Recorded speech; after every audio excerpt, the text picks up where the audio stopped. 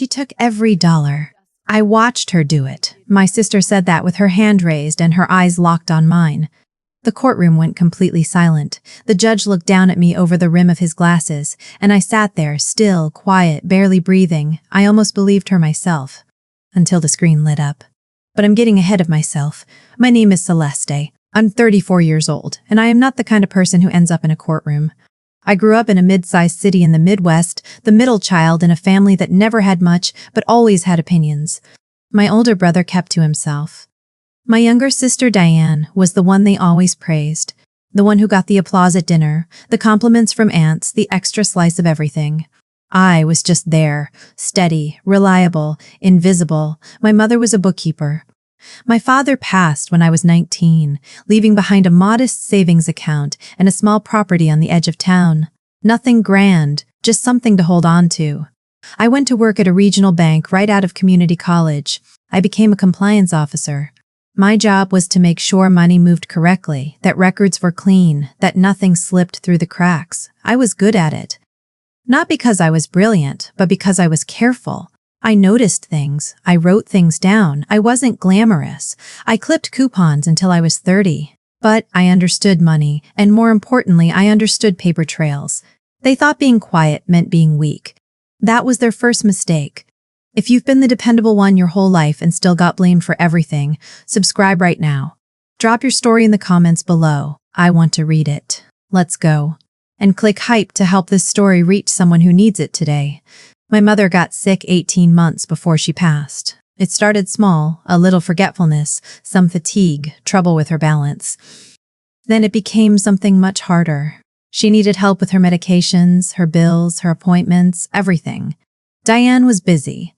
My brother lived 2 states away, so I was the one who showed up. Every single day, I drove to her house before work. I organized her prescriptions into little labeled boxes. I called the insurance company when they denied a claim. I sat with her on the couch and watched her shows when she was too tired to talk. I changed her bandages when the wound on her leg stopped healing properly. I was there, always there. Always. When she passed, I was exhausted in a way that sleep couldn't fix. But I thought, at the very least, I had done right by her. I thought that had to count for something. I was wrong. 3 days after the funeral, while the smell of sympathy flowers still hung in the air of the family house, Diane stood up in front of the relatives gathered in the living room and made an announcement. She had hired a private estate attorney. She said it was to make sure everything was handled properly. She smiled when she said it, a careful smile. The attorney had documents, bank records, 18 months of transactions from my mother's savings account. $80,000 had been withdrawn, slowly, steadily, over the same period I had been serving as her caregiver. Diane looked around the room and said, "Who else had access? Who else was always here, always helping?" She put air quotes around the word helping. Relatives shifted in their seats. Someone coughed. Nobody spoke. I didn't find out she had already filed a civil complaint against me through family. I found out through my mailbox, a legal notice, addressed to me, cold and official. I stood in my kitchen holding that envelope and I thought, she planned this. While I was changing my mother's bandages, Diane was building a case against me. Before I even had time to call a lawyer, my aunt phoned. "Is it true?" she said. "Diane says you drained your mother's account." The rumors were already moving through the family like smoke, fast and quiet and impossible to stop once they started. The weeks that followed were some of the hardest in my life. Not because I was guilty, but because nobody asked me whether I was. Diane and her attorney scheduled meeting after meeting about the estate. I was never told about a single one. I found out through my cousin, who mentioned it casually, not even realizing I hadn't been informed. Diane was pushing to have me removed as a beneficiary while the investigation was pending. My calls to the attorney went unreturned. I was being treated as a suspect, not a daughter of the deceased, not a sister, not a person. I had spent 2 years keeping that house running, and now I wasn't even allowed in the room where decisions were being made. Then came the family dinner. One of my aunts hosted a small gathering about a month later. I went because I thought maybe I could clear the air in person, speak calmly, face to face. Diane arrived late, which I'm sure was deliberate. She walked in, looked across the table at where I was sitting, and made a production of choosing the seat farthest from me. Then, loud enough for the whole table to hear, she said, I just don't feel comfortable sitting near someone who stole from our mother. A few relatives looked down at their plates. One of my cousins quietly moved their chair a few inches away from mine. Nobody said a word in my defense. That silence hurt more than anything Diane said out loud. She kept going. She posted a statement in a local community Facebook group a few days later, carefully worded, vague enough to avoid defamation, specific enough to ruin me. People who had known me for years started going quiet. My neighbor stopped me one morning and said she had heard something about trouble with my mother's money. A friend from church sent me a text that just said, "I hope everything is okay." And then Diane told the court she had a witness, my older brother, the man who had not once driven to see our mother during those 18 months. He signed a statement supporting Diane's version of events. I don't know what she told him or promised him or left out, but he signed it. I stopped trying to defend myself in public. Instead, I started building something they couldn't argue with. Here is what Diane never understood about me. She saw my job as boring, a compliance officer at a regional bank, paper pusher, number checker. Nothing exciting. She used to roll her eyes when I talked about work. But that job had trained me for exactly this. I had kept records. Not because I suspected anything, but because it was just how I operated. My mother's finances passed through my hands for 18 months, and I treated them the way I treated everything at work. Every bill I paid, I wrote down the date, the amount, the account it came from, the reason. Every withdrawal I made on her behalf, I kept the receipt and added a note. Every time she gave me verbal approval to move money for something, groceries, a medical copay, a utility bill, I logged it. Date, amount, her exact words. 18 months of entries in a spiral notebook I kept in my kitchen drawer. What they didn't know was that I had been trained my entire career to create paper trails. Every dollar I touched had a reason, a receipt, and a record. But I went further than that. The day that legal notice arrived in my mailbox, I drove to work, and I made 2 calls. One to my own attorney. One to the bank, not as a family member, but in my professional capacity as a compliance officer, requesting that all security footage related to my mother's account and all transaction metadata be formally preserved and flagged. I knew how quickly footage gets overwritten. I knew the exact language to use to make sure it stayed. Diane assumed that because I was quiet, I wasn't moving. But I had been moving since the day that envelope hit my mailbox. The court date was set, and for the first time since this started, I wasn't afraid of it. About 6 weeks before the hearing, I got a phone call from Howard. Howard had been my supervisor at the bank for 7 years before he retired. He was 60 years old, calm in the way that only people who have seen a great deal can be calm. He had heard through a mutual colleague that something was going on with me. He didn't ask for details over the phone. He just said, "Come have coffee. Tell me what's happening." I told him everything. He listened without interrupting. When I finished, he was quiet for a moment, and then he said, "Celesta, I've seen banks take down corporations with less documentation than what you're describing. Let the record speak." He made 2 calls that afternoon, one to a forensic accountant he trusted, one to a civil litigation attorney who specialized in estate fraud. Within a week, both of them were working on my case. Diane, meanwhile, was getting louder and more confident.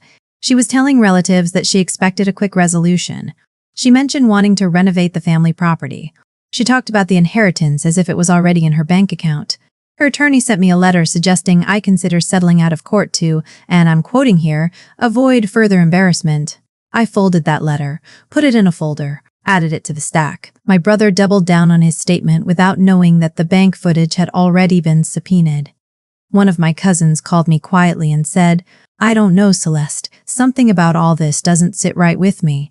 It was a small crack, but it was there. The hearing was 1 week away. Diane thought she was about to win. She thought I was drowning.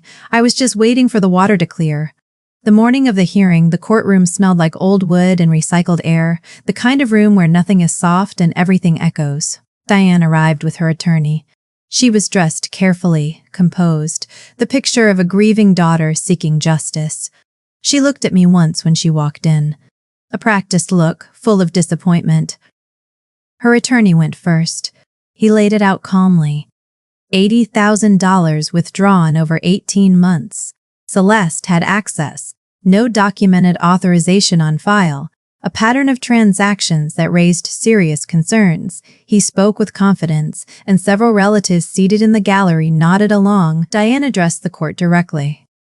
"My mother was sick," she said. "She trusted Celeste completely. That trust was abused." Then my attorney stood up and requested that the court review the submitted evidence package. The screen at the front of the room came on. Bank security footage, time-stamped. Clear. Teller windows, one after another. 14 separate visits over 18 months. And the face at the window, the person completing the transactions, was not mine. It was Diane. In the early months, their mother was there beside her, frail but present, seemingly willing. Later, she came alone, with a signed authorization form. But the forensic accountant had already reviewed those forms. His report was read into the record. The signatures were inconsistent with the documented deterioration of their mother's handwriting over that period. The later forms showed no such deterioration. The signatures were too clean, too steady for someone as ill as she had been. And then my employee attendance records were submitted. On every single date of a significant withdrawal, I had been clocked in at the bank, present and working, physically unable to be at a teller window across town. Diane's composure came apart in pieces. Those are out of context," she said. "Mom asked me to. She wanted me to handle it." Her own attorney stopped talking. My attorney then presented the personal log. 18 months of handwritten entries, every dollar, every date, every reason, her mother's own words recorded in real time. The judge looked at the screen. He looked at Diane. He said, "Counsel, I'm looking at footage of your client at the teller window on 14 separate occasions." Diane turned toward the gallery. The relatives who had nodded, who had moved their chairs, who had gone quiet, now they looked away. I did not raise my voice. I said, "I took care of my mother for 2 years. Every dollar I ever touched is on that table. I have nothing to hide. I never did." The case against me was dismissed. The judge referred the matter for further investigation into the withdrawals made by Diane. I walked out of that courthouse with Howard on one side and my attorney on the other. The sun was sharp and cold. Behind me, Diane was still inside, speaking in low, urgent tones to her lawyer. That evening, my brother called. No apology. Just, I didn't know all the details. I didn't argue with him. I just said, "I know." And I ended the call. The family property was frozen, pending the new investigation. Diane's renovation plans were done. The aunt who had called me to spread rumors sent a text. I read it. I didn't respond. On Monday morning, I went back to work. My colleagues didn't know the details. They didn't need to. I sat down at my desk, opened my files, and did my job. My mother had been a bookkeeper. She had taught me to write things down, to keep records, to trust the paper over the memory. I used to think that was just a professional habit. Now I think she knew something I didn't. I think, on some level, she knew exactly what she was giving me when she passed that habit on. I didn't win because I was louder. I won because I was prepared. And I'd been prepared my whole life. They just never bothered to notice. If someone in your family ever pointed a finger at you to cover their own mess, you know exactly how that courtroom felt. Subscribe and tell me your story in the comments. I am reading every single one. Click hype to help this reach everyone who has ever been falsely blamed. Standing up for yourself is tough, especially when it's your own family doing the accusing. If you've been there, subscribe and become part of our community. Let me know this story helped by clicking hype, and tell me where you're watching from. I love seeing how far these stories travel.